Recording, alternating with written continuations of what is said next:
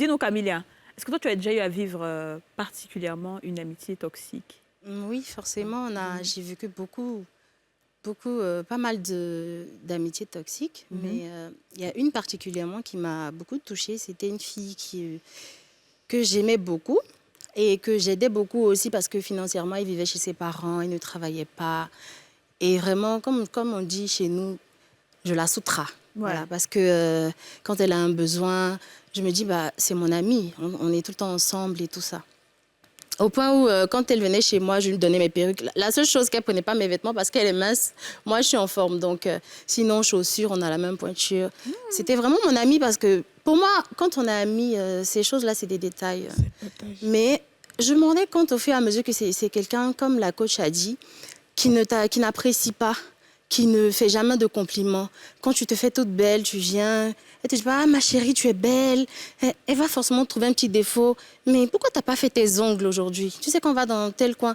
Et tout de suite, toi, tu perds confiance en toi. Tu te dis « Ah, mes ongles vont me déranger. » Et tu as un truc, tu es bizarre. Pourtant, tu te sentais très belle, en fait.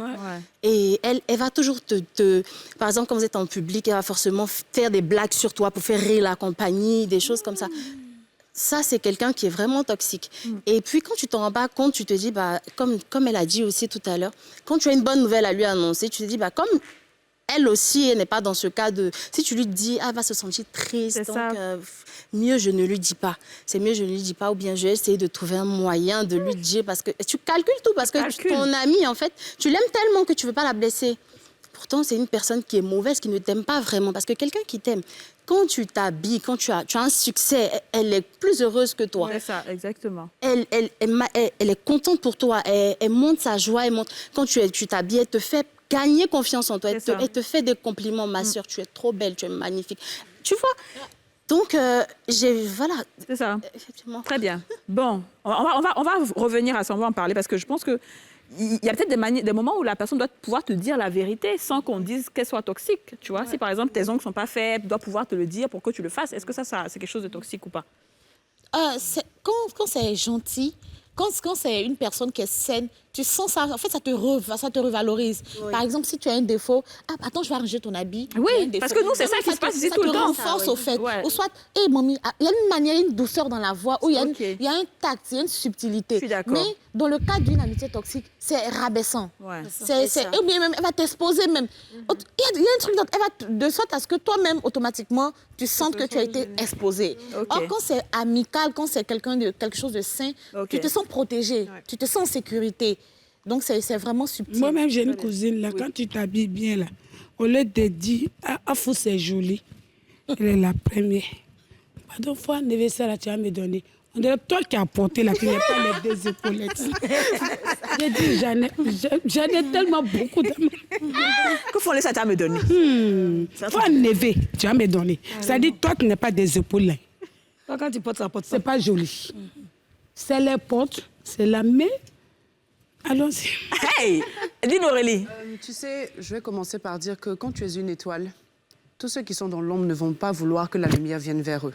Donc, ils vont vouloir toujours chercher à ce que tu restes dans l'ombre avec eux. Effectivement. Et quand tu es une étoile, ça veut dire que Dieu t'aime parce que tu es une bonne personne, tu as une belle âme. Exactement. Donc, tu vas faire confiance à des personnes. Moi, effectivement, quand j'étais plus jeune, j'ai une amie qui m'a effectivement... J'étais très, très proche d'elle parce que c'était même dans une période assez difficile et tout. Et c'est vrai que on ne s'est pas entendu. Je ne rentrerai pas dans les détails. Mais après ça, j'ai décidé justement d'être amie avec des garçons. Ça fait que j'ai été très garçon manqué. J'ai eu des déceptions aussi avec des garçons, hein, mais avec un seul d'ailleurs. Mais tout le reste, vraiment, j'ai été très, très, très proche d'eux. Et ça m'a permis de faire un petit peu la balance et la différence entre quelqu'un qui n'est pas de bonne foi et quelqu'un qui n'est pas bien et quelqu'un qui est... des personnes qui sont réelles. Mais en réalité... Quand tu es armé à avoir vécu ça, quand les autres viennent vers toi et puis qu'il y a d'autres filles qui viennent et puis qui s'asseyent, pendant que tu entends de discuter, par exemple, tu parles d'un fait qui t'est arrivé de bien. Ah oui, moi, franchement, hier, ça m'a fait super plaisir. Il y a un fan qui est venu vers moi, il m'a adoré. Et puis l'autre, elle vient et dit, ah oui, moi aussi, j'ai 2 fans qui sont venus derrière. Tu vois, des trucs où, genre, il y a 2, 3 fans aussi, ou bien elle veut venir raconter, elle aussi, sa vie, ou bien que tu t'habilles pareil et que tu te rends compte que le lendemain, cette même fille aussi, elle vient, elle porte la même chose. Tu vois, il y a des trucs. Et quand tu regardes, en réalité, avec tout ce que tu as vécu dans la la vie, au point même où cette personne veut te ressembler physiquement, tu te rends compte que vraiment cette personne n'est pas de bonne foi. Et je termine en disant qu'on est la moyenne souvent des 5 personnes qu'on fréquente. Donc souvent, quand tu es dans un environnement où tu as des personnes autour de toi, ils vont forcément déteindre sur toi. Cette lumière même va s'abaisser. Donc, quand tu as ce discernement-là, ça te permet de t'éloigner et puis de te rapprocher des personnes qui sont intelligentes. Quand tu as une conversation avec une personne où on s'assoit et puis on dit « j'ai un problème », par exemple professionnel, et cette personne te donne des conseils, on te dit « Aurélie, fais ci, fais ça, ça c'est une conversation constructive. Mais tu vas t'asseoir avec une même personne, une même fille, et elle va te dire « oh, laisse tomber, voilà, cette fille-là, elle a fait ci », comme Didia le disait, tu as des conversations que pour parler du mal des autres. Mais à quoi tu vas avancer? Donc tu as la moyenne de 5 personnes que tu fréquentes. Fréquente des personnes qui te font évoluer. Et Aurélie! J'adore! c'est la réalité. Mais j'aime bien ça, Aurélie. C'est top. Ah non, tu es sage, ma chérie. C'est la moyenne des 5 personnes que tu fréquentes. Oui, absolument. Effectivement, vraiment, pour rebondir sur ce qu'elle a dit, elle a sorti un mot, lumière. Il faut faire très attention. Quand vous n'êtes pas encore sous les feux des projecteurs, vous avez une vie banale, vous pouvez avoir des amis qui sont autour de vous, qui sont toxiques, mais que vous ne savez pas. Oui. Mais dès que vous commencez à vous démarquer, à commencer à briller, même quand je dis briller, même une étincelle, c'est là que cette personne qui est dite meilleure amie va se révéler. Mais avant même de briller, même là, tu as déjà une étoile. Et cette personne, même peut-être qui n'est même pas spirituelle, sans le vouloir aussi, va vouloir éteindre avant même que tu brilles. C'est ça. Ça, c'est pas... Dis-nous, c'est ça. Afou, donne-nous des cas pratiques de ce que tu as eu à vivre en amitié. D'abord, j'avais une camarade, si vous me permettez de donner son nom ici. Non, pardon, c'est bon, faut laisser. Moi, il a dit la mais c'est bon. Non, c'est bon, pardon, c'est bon. C'est bon. Elle va plus dire. Non, je vais dire. Elle va dire. Il a dit.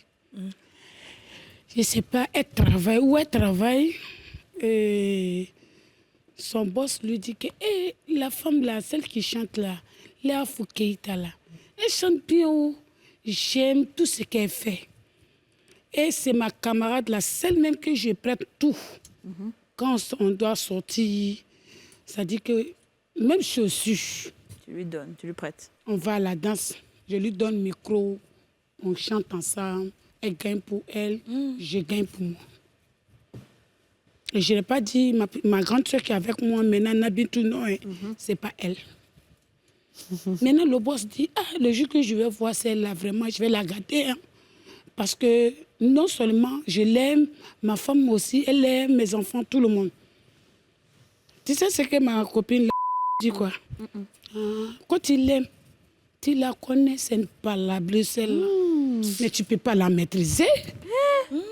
Mais je dis, bon, que tu ne me crois pas. D'accord, moi je vais l'envoyer ici et puis tu vas la voir. Comment est-ce qu'elle se comporte? Waouh. Elle me dit, Afou, je suis venue, je suis partie au travail hier, voilà. Voilà ce que mon boss a dit. Vraiment, c'est quelqu'un, il a l'argent, tout ça. Il dit, s'il m'aime, il faut laisser à faire de l'argent.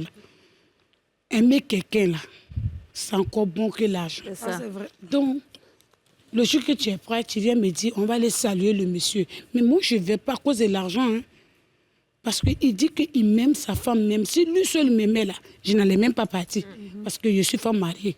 Mais comme il a mis sa femme, les enfants là-dedans, je vais aller.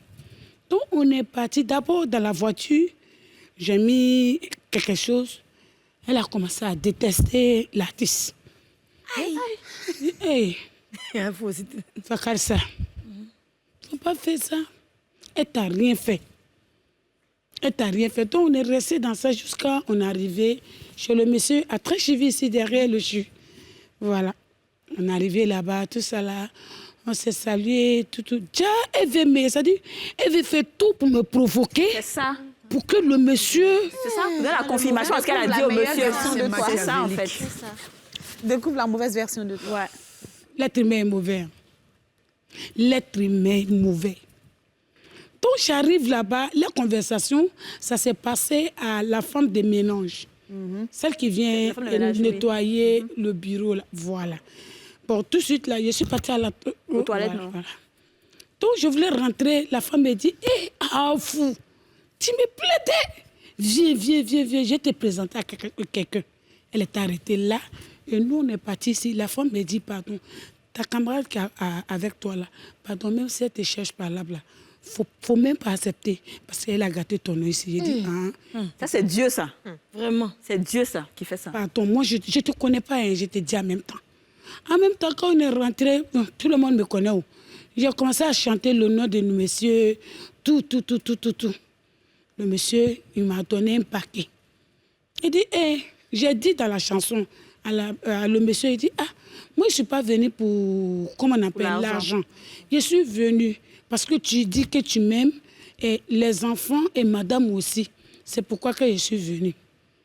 Maintenant, elle est partie s'asseoir 6 pieds de le monsieur là. On va casser les papouilles. Mais gâte, j'ai été gâte. C'est gâte. Gâte. Vous pouvez te gâter, roi. Pays de gâté, voilà. C'est gâte qui est là-bas. Elle est partie s'asseoir 6 pieds du monsieur. Aïe. Oui, toi, fou, c'est comme ça tu es. Hein, tu me regardes comme à la dia. Elle me fait. C'était la provocation, en fait. Voilà, pour que Elle tu me puisses provoquer pour que le monsieur. dire. Vas-y que tu es vraiment pas là pour ça. Voilà, je suis comme ça. C'est vraiment, c'est ma copine qui me connaît. Ouais. Toi, faut tu me regardes. De la manière que tu me regardes là, je ne veux pas que tu me regardes. Avec les tons, pas possible. J'ai pensé à la dame qui m'a croisée là, je ne la connais pas. Je me suis dit, tiens, Kadi est venue gâter ici. D'accord. Elle a dit le nom. Il n'y a pas de problème. Non, ça ne veut pas Kadien. Non, c'est une manière de parler. D'accord. Je dis ça qu'elle est venue gâter ici. Sinon, la dame, elle ne me connaît pas. Elle ne m'a jamais vue. Quand elle a commencé à parler, je ne me suis pas laissée emporter. Très bien. Et après, le monsieur s'est rendu compte. Elle a fait. Ça s'est retourné contre elle. Jusqu'à elle me dit que non, prochainement, là, si tu veux porter les habits, il ne faut pas porter les habits qui te servent parce que tu es trop grosse. Devant le monsieur, hein. C'est pas possible. Je jure au nom de Dieu. Le monsieur, mais je suis sûre qu'il a dû se rendre compte que cette table-là n'était pas franchement, belle. oui, Qu'est-ce c'est ça. que Dieu va faire mon palabre? Merci.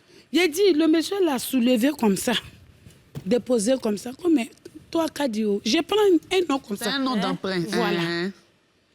Mais de la manière que tu es en train de traiter la diva là, est-ce que tu as besoin de faire tout ce scénario-là? Merci là-bas. Ou bien le fait que je lui ai donné, ou bien, la diva, elle m'a dit la dernière fois que tu aimes pas là, que tu es guindé, tu es comme ça, donc elle veut que tu joues la même scène là devant moi. C'est bien pour le monsieur. On applaudit le monsieur. Très bien.